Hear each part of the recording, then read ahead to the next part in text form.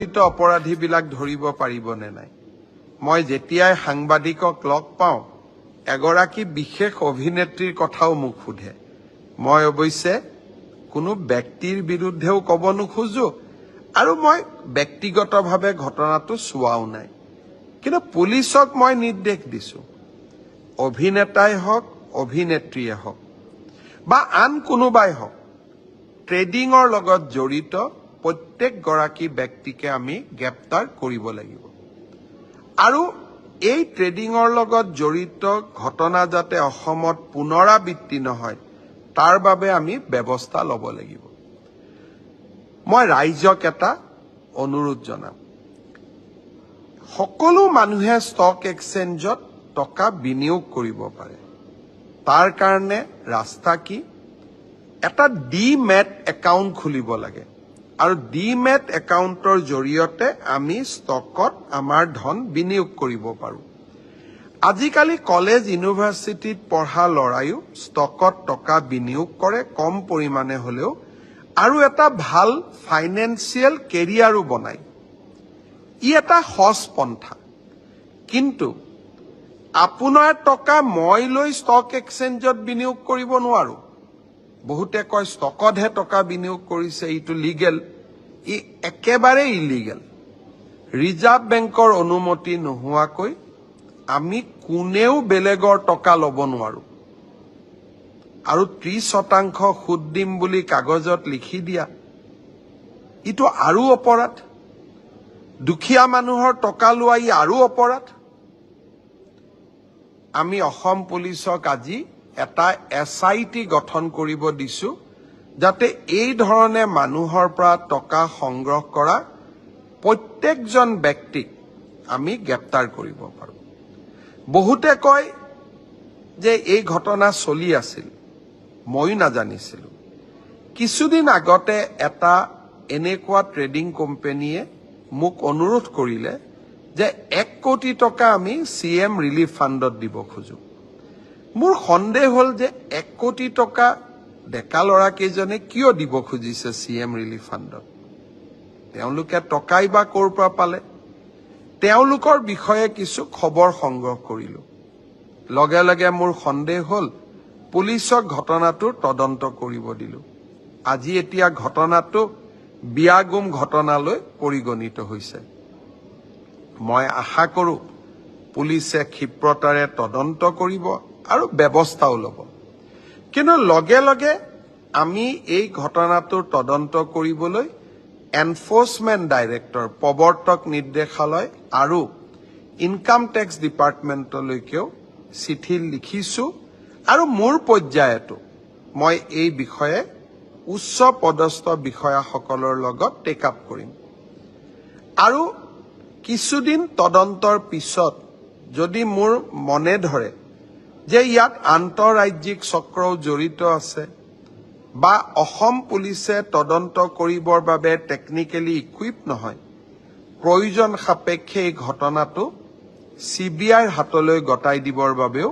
আমি সাজু হৈ আছো 15 ছেপ্টেম্বৰত আমাৰ প্ৰথমটো ৰিক্ৰুটমেণ্টৰ পৰীক্ষা আৰম্ভ হ'ব 11 লাখ প্ৰাৰ্থী পৰীক্ষা পতা সহজ নহয় যোৱাবাৰ প্ৰাৰ্থী কম আছিল কাৰণে চেণ্টাৰ কম আছিল এইবাৰ চেণ্টাৰো বহুত প্ৰত্যাহ্বানো বহুত কালিৰ পৰা আমি প্ৰস্তুতি কৰিম যাতে পৰীক্ষা সুন্দৰ কৰি হয় আৰু পৰীক্ষা আমি যাতে সফলতাৰে পাৰ কৰিব পাৰোঁ পৰীক্ষাত নকল কৰা বা পৰীক্ষাত নিয়মৰ বাহিৰত গৈ যিসকলে কপি কৰে নকল কৰে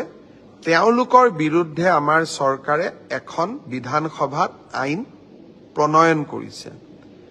ইয়াৰ ফলত পৰীক্ষাত নকল কৰা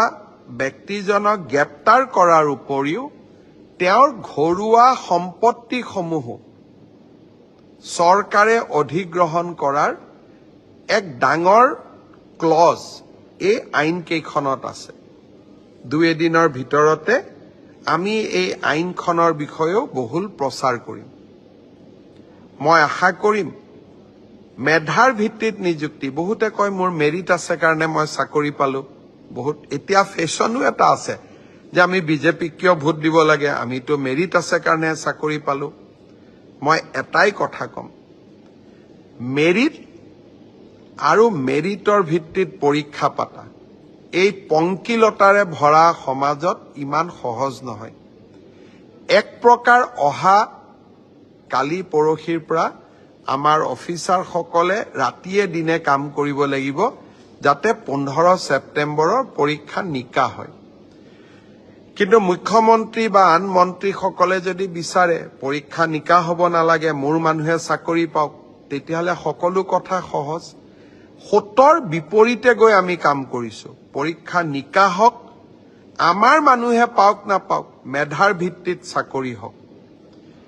এই সংকল্পক সিদ্ধিলৈ ৰূপান্তৰ কৰা এটা অতি কঠিন কাম 15 ছেপ্টেম্বৰত আমি আকৌ এটা শিক্ষাৰ্থীসকলেও পৰীক্ষা দিব চৰকাৰেও এটা কঠিন পৰীক্ষাৰ সন্মুখীন হ'ব মই আপোনালোকৰ সহায় সহযোগিতা বিচাৰিম আমি কেইবাটাও টেলিফোন নম্বৰ দিম কোনোবাই যদি কৰবাত কিবা এই ধৰণৰ বেআইনী ঘটনাৰ সুযোগ পায় নকল কৰাৰ ঘটনাৰ খবৰ পায় কিবা নকৰিবলগীয়া কাম কৰিব এনেকুৱা আগতীয়া খবৰ পায় আপোনালোকে যাতে আমাক জনাব পাৰে 15 ছেপ্টেম্বৰৰ পৰীক্ষাটো চৰকাৰে নহয় অসমবাসীয়ে লগ লাগি আমি সুন্দৰ কৰি পালন কৰিব লাগিব যোৱা কেইদিনমানত বৰাক উপত্যকালৈ গলো উত্তৰ অসম উজনিলৈ গলো এইবাৰ এই মাহৰ ভিতৰতে এবাৰ বৰপেটা নলবাৰী একেটা যাত্ৰাতে বঙাইগাঁও আৰু চিৰাং জিলালৈ যাম দিনটো আজিকালি ঠিক কৰি লম আৰু এটাকৈ লগ কৰি এটাকৈ স্থানত গভৰ্ণমেণ্টৰ প্ৰকল্পসমূহ চাই বঙাইগাঁওলৈকে যাম দুটা নিশা বঙাইগাঁৱত থাকিম বঙাইগাঁৱৰ পৰা ঘূৰি আহিব খুজিছো এইবাৰ বন্দে ভাৰত ট্ৰেইনত মই বন্দে ভাৰতত উঠা নাই উদ্বোধন কৰা দিনাখন উদ্বোধনী অনুষ্ঠানত আছিলো কিন্তু উঠিব পৰা নাছিলো আজি মই মনতে মোৰ লগত মন্ত্ৰী জয়ন্ত মল্ল বৰুৱা বহি আছে মোৰ লগত প্ৰাক্তন সংসদ পল্লৱ লোচন দাস বহি আছে আপোনালোকক দেখুৱাই দিছো